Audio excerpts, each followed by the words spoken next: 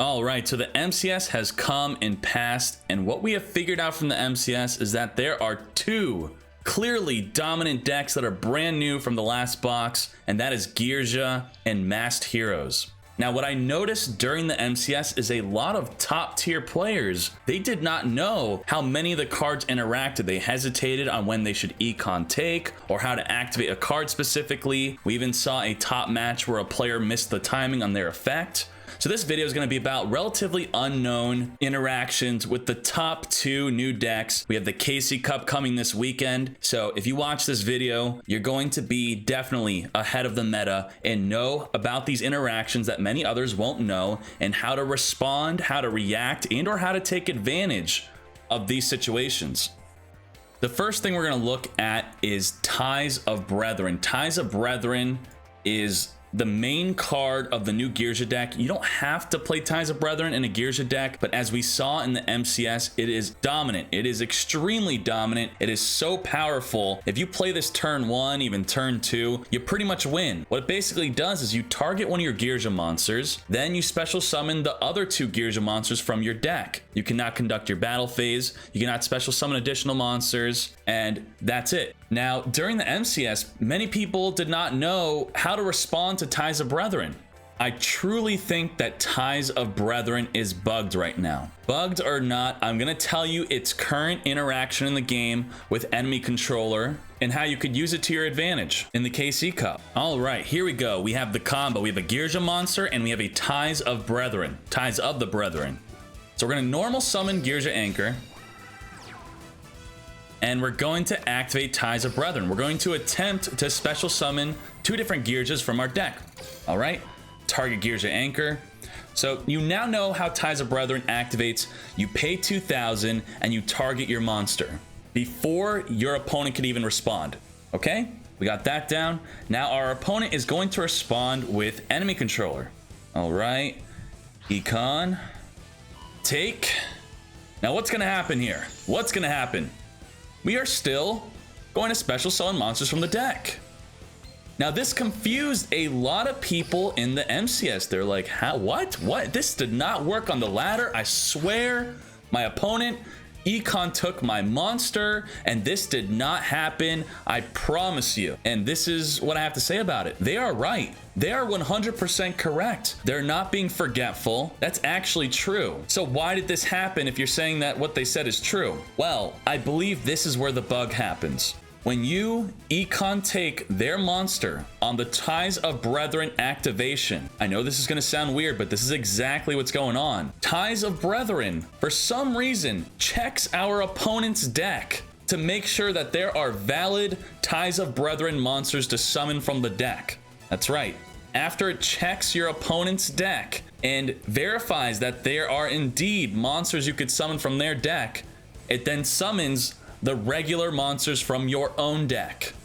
Now, there's a rule in Yu-Gi-Oh! With Taizo Brethren where, and many cards like it, where you cannot activate it unless you have valid targets in your deck. That's right. You don't show your deck to your opponent. You don't verify by looking through it. It is a illegal activation. You are supposed to know the contents of your deck in order to activate a card like Taizo Brethren. Now, the weird thing with Taizo Brethren, it's working with your opponent's deck. So nowhere in Yu-Gi-Oh! Do I remember that you activate an effect and your opponent verifies from their deck without shuffling their deck. So this is definitely not right, and I will show it to you. I'll prove it to you.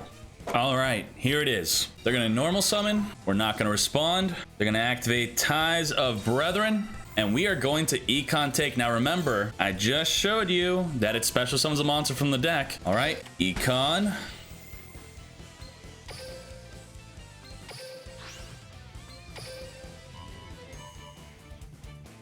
All right. There is no applicable card in the deck, and it shuffles their deck, and that's it. There you go, shuffle, shuffle. Negated. I mean, not technically not negated, just resolves without an effect. Why did it check my deck? Why did it tell me there was no applicable card in my deck? Taizo Brethren is their effect. it does not give the monster the effect to summon 2 monsters. So it checking my deck is definitely a bug, I would say. But you know what? We are likely going to head into the KC Cup with this bug. And with you knowing that this is bugged, go ahead. Econ take on the activation of Taizo Brethren if you know that you do not have other monsters in the deck that could be summoned by Taizo Brethren. That is a great way to stop it. Now, what part of this is bugged? Is summoning the monsters bugged or not summoning the monsters bugged? If you ask me, I'd say the bug is not summoning the monsters. I believe when you econ take that the monsters should be summoned no matter what. So if you are playing the Girja mirror match and you are fearing a Taizo Brethren, like you know what's coming, you better econ take on summon before they activate Taizo Brethren, because if you econ take to the Taizo Brethren, it will resolve like I feel it should. And if you don't have targets in the deck, then make sure you econ take on the activation of Taizo Brethren. Now we have another interesting interaction with Girjas. And I'm going to use a kind of underground card that I believe is going to pick up in popularity. This card can be compared to Desert Sunlight. The card I'm talking about is Spell Absorbing Life. Flip all face down monsters on the field face up. Flip effects are not activated at this time. Increase your life points by 400 for each effect monster card on the field. Now we saw in the MCS, not Spell Absorbing Life itself, but we saw with Desert Sunlight that it caused a Girja monster to miss its timing. That's right, I know you guys hear miss its timing and you get afraid and you get confused. Well, let's read Girja Attacker. Girja Attacker says, when this card is flipped face up, you can destroy any number of spell and traps on the field. So, when it's flipped up, you can destroy. Focus on the words when and you can. That means that if this is flipped up, and something else happens afterward, it will miss the timing. Now, if you pay attention closely, you may think that Spell Absorbing Life itself could cause the card to miss its timing because it flips it up, then you gain 400. Well, sometimes cards do things at the same time, so this does not count as missing the timing. It will flip it up and gain 400 life at the same exact time, causing it to not miss its timing. But if we chain Spell Absorbing Life as Chain Link 2, it will cause attacker to miss the timing. All right, so here is the moment we were talking about. We have a face down attacker and we're gonna watch Spell Absorbing Life cause it to miss its timing by being activated as Chain Link 2 or higher. That's the important thing to notice here. That's all you need to know. Chain Link 2 or higher. Chain Link 10, 20, or 2 and above. So they're gonna activate Girja Arsenal as Chain Link 1, and then they are going to chain the Spell Absorbing Life. It's going to flip everything on the field face up. Flip, flip, flip.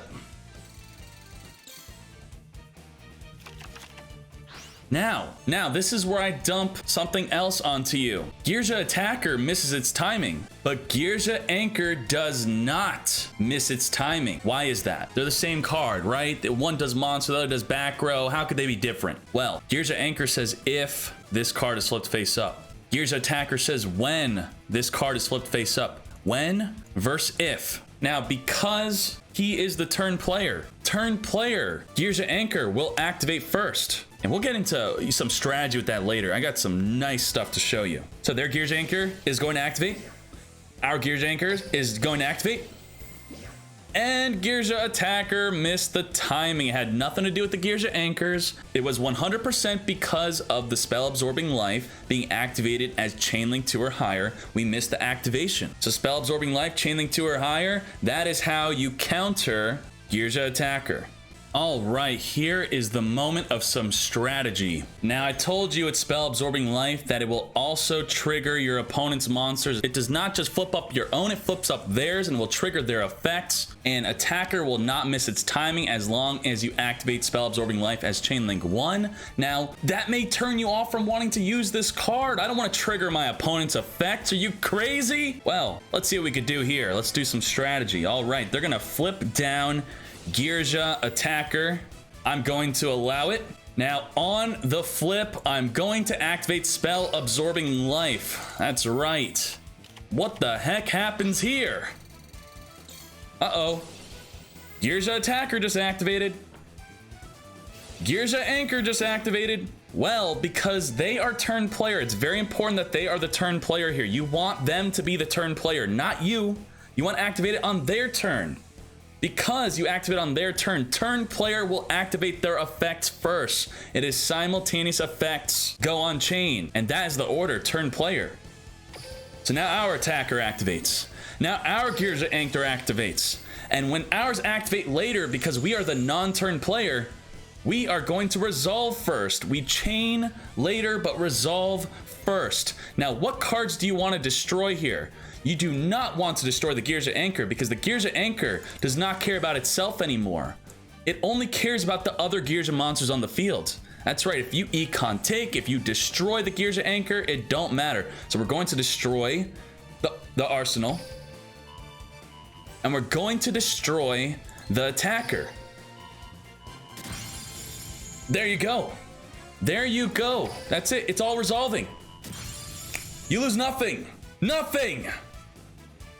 So that is how you want to use Spell Absorbing Life to cause attacker to miss the timing, and on how to use it on your opponent's turn if you are doing an anchor versus anchor play, as yours will resolve first. Very good play. Now here's something else a lot of people weren't sure about. They weren't sure about the econ enemy controller interaction with the flip effects of the gears. If I take control, do I get their effect? What goes on there? Do I get to destroy something on the field? Is it mine now? Should I take the other monsters so they destroy less cards? Will that look silly if I could have just had their effect? Well, let me tell you exactly what happened. So they're going to flip up the Gears of Anger. They're going to activate. And we are going to econ take the anchor. Just for example, what's going to happen here is when we take the anchor, they still get their full effect. It does not matter what happens to the anchor. It only matters the other Gears of monsters. So he's going to destroy 2, as we could see right here. Destroys 1. Destroys 2. So what was great about that is, in a possible much different scenario, you only want to econ take their anchor once they commit to activating their effect if you have no other monsters on the field. And even if they have 3 on the field, they activate anchor, and you only have 1 monster, you econ take. They committed to activating the effect of anchor. They must destroy at least 1 monster on the field. So now that you econ took their monster, well, the only monsters on the field are technically their monsters. So he is forced to destroy the monster you econ took, or destroy the other Gears of monsters.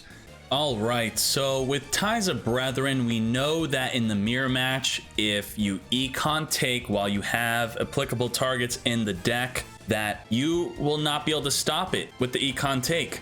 So, how do you stop Taizo Brethren? You either have to econ take before it happens, or you could use a new card like Paleozoic Canadia.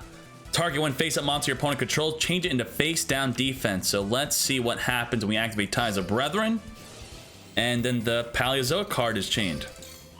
Okay, we target. Paleozoic Canadia activated. Target the anchor. Flip down. Nothing. There you go. That is how you want to respond to a Taizo Brethren to counter it. Now here is an example of how you want to econ take versus an anchor like we were talking about. They activate anchor. You're going to econ take. Now this is crucial. You do not want to mess this up. You picked the wrong one, you messed up. If you picked the arsenal, you screwed up. You pick the Gears of Anger. Why do you pick the Gears of Anger? Because there will be an arsenal on his side of the field, and he will be forced to destroy either his arsenal or Gears of Anger. He cannot go back now. He cannot say no. He already said, yes, I would like to destroy at least 1 monster, please. And there you go. He's forced to destroy because we picked the correct monster with the econ take. So properly using your enemy controller against a Gears of Anger will be crucial in the mirror match. Now, how do we use it against an attacker? Well, let's say they have a bunch of back row, they flip up attacker, they are still going to destroy your econ. Your econ does not get into the graveyard until the full chain. All right, now this is the moment you've been waiting for. We have 2 Gearja monsters, we have a spell absorbing life and another one. It does not matter that we have another one, just that it's something we can activate. So we're going to, very important, you want to have your toggle on. Don't end your turn yet. We are playing against Sylvans. We know that's a Koosh. We know that's the Ku Mushroom. Okay? We want to prevent that from activating. Just like with the Gearja attacker, we're going to make it miss its timing. All right. They draw. Spell absorbing life number 1. If we stop here, he will get the Ku Mushroom effect. We cannot allow that to happen. Let's activate the second spell absorbing life at Chain Link 2. Chain Link 2, flip them up. Now, missed the activation timing. You cannot activate the effect of Sylvan Ku Mushroom-o. You're just gonna have to believe me. Okay? But Gearja Anchor don't miss its timing. It does not miss its timing. And there you go. That is a great way to counter Sylvans. With the spell absorbing life, chain it to anything, chain it on your turn, their turn, all that good stuff. So let me recap for my own sake. I taught you how Gearja Attacker works, how Gearja Anchor works, how Econ works versus those monsters, and how Econ works versus Taizo Brethren, and how even Paleozoic Canadia works versus Taizo Brethren. We also talked about the spell absorbing life, when to chain link 1 it, when to chain link 2, when to activate it. Now another thing I want to note is the Gearja monsters, they do not target. When you flip them up and they activate, if they're going to destroy up to 2 or up to 1, you must respond, or your opponent must respond to that effect right then and there.